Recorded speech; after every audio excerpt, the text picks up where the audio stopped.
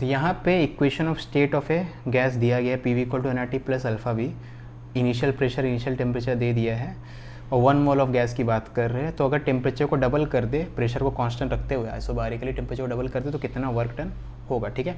तो यहाँ पे ऑप्शन एलिमिनेट करने के लिए मैं मान लेता हूँ कि अल्फ़ा की वैल्यू क्या है, 0 है, ठीक है। अब अल्फ़ा अगर 0 हो गया तो आपका इक्वेशन क्या हो जाएगा, P V equal to N R T, जो कि आइडियल गैस इक्वेशन है ना। अब इसमें आप सोचो, अगर आप प्रेशर को कांस्टेंट रख रहे हो, टेम्परेचर को डबल करो, एन का वैल्यू तो 1 फिक्स है, तो एन और आर फिक्स है, तो पी इंटू वी टेम्परेचर के प्रोपोर्शनल है, तो प्रेशर कांस्टेंट है मतलब वी प्रोपोर्शनल टू टेम्परेचर। तो अगर आप टेम्परेचर को डबल कर रहे होंगे तो वॉल्यूम भी डबल हो जाएगा, ठीक है ना। तो अगर आपका टेम्परेचर डबल हो गया है तो वॉल्यूम भी क्या हो जाएगा, डबल हो जाएगा, ठीक है।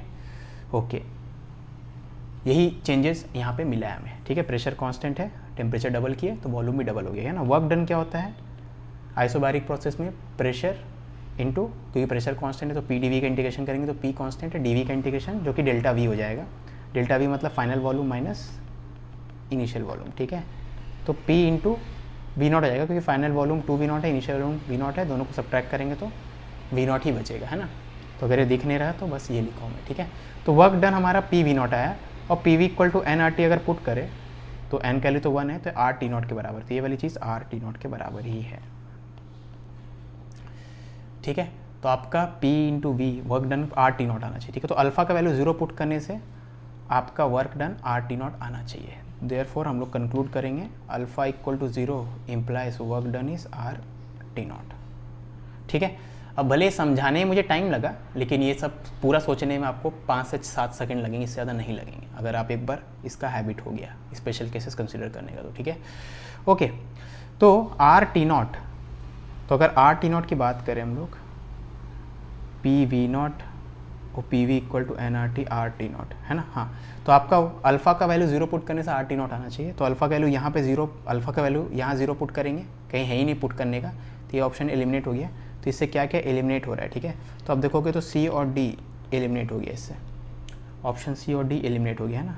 सी और डी में अगर अल्फ़ा का वैल्यू आप 0 पुट करो, यहाँ पे अल्फ़ा का वैल्यू पुट करने की जगह ही नहीं है, यहाँ भी जगह ही नहीं है, तो आपका मतलब बेसिकली आर टी नॉट नहीं आ रहा, यहाँ भी नहीं आ रहा और यहाँ भी नहीं आ रहा, ठीक है। यहाँ पे अल्फ़ा का वैल्यू 0 पुट करो तो देखो अल्फ़ा को 0 पुट करो, इसको भूल जाओ तो पी नॉट कट गया, आर टी नॉट आ रहा है। यहाँ भी अल्फ़ा को 0 पुट करो, फिर से पी नॉट कट जाएगा, आर टी नॉट। तो ए और बी दोनों में आ रहा है, ठीक है। अब इन दोनों में से कैसे चूज़ करेंगे, अब आप सोचो इसके बारे में। अगर इस इक्वेशन को आप ध्यान से देखो तो P V equal to N R T आपका आइडियल गैस इक्वेशन होता है, उससे ज़्यादा तो प्रेशर है ना यहाँ पे। जैसे आप पी का वैल्यू यहाँ पे निकालो, वी से डिवाइड कर दो थ्रू आउट, तो इतना आएगा, है ना। तो आप देख सकते हो आइडियल गैस होता तो पी प्रेशर का value N R T by V होता, लेकिन यहाँ पे प्रेशर का वैल्यू प्लस अल्फ़ा भी है ना। प्रेशर का value N R T by V के अलावा क्या है, अल्फ़ा भी है, और अल्फ़ा एक पॉजिटिव कांस्टेंट, मतलब प्रेशर जो है आइडियल गैस से ज़्यादा है। तो आइडियल गैस से अगर ज़्यादा प्रेशर है तो work done by ideal gas जो भी आता होगा, जो कि इतना आता है आर टी नॉट, उससे ज़्यादा वर्क डन आना चाहिए इस केस में। मतलब जो भी ए और बी में ऑप्शन होना चाहिए वो आइडियल गैस वाले केस से ज़्यादा वर्क डन वाला ऑप्शन होना चाहिए, ठीक है ना। अब ज़्यादा वाला ऑप्शन कब होगा, जब डिनोमिनेटर छोटा हो, यहाँ डिनोमिनेटर बड़ा है, यहाँ डिनोमिनेटर छोटा हो, तो यानी ऑप्शन ए करेक्ट होना चाहिए।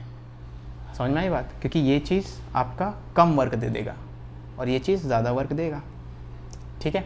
तो ऑप्शन ए करेक्ट होना चाहिए, क्योंकि आपका डिनोमिनेटर यहाँ पे छोटा है, ठीक है।